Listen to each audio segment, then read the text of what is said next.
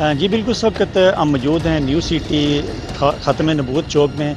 यहाँ पर returning officer हमरा ज़िले इंतज़ामिया के साथ ADCG और SP मीरपुर और तमाम थाने के SHOs इस वक्त मौजूद हैं।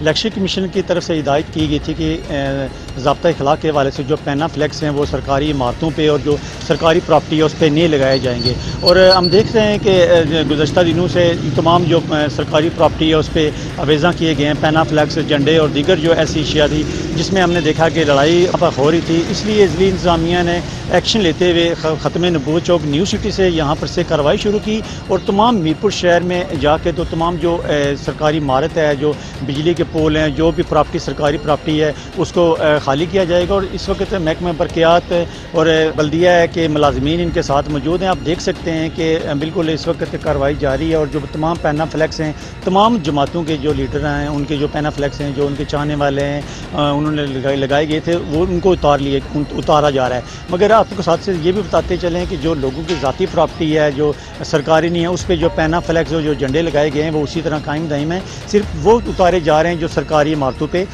अवेज़ा किए गए थे। इस वक्त आप देख सकते हैं कि ज़िला इंतज़ामिया पूरी मौजूद है न्यू सिटी में। ADCG चौधरी आकर नवाज, SP मीरपुर और SHO तमाम थानों के मौजूद हैं और मीरपुर शहर की जो अंदरून मीरपुर शहर है वहाँ पर भी जाके ये कार्रवाई जारी रहेगी। जी।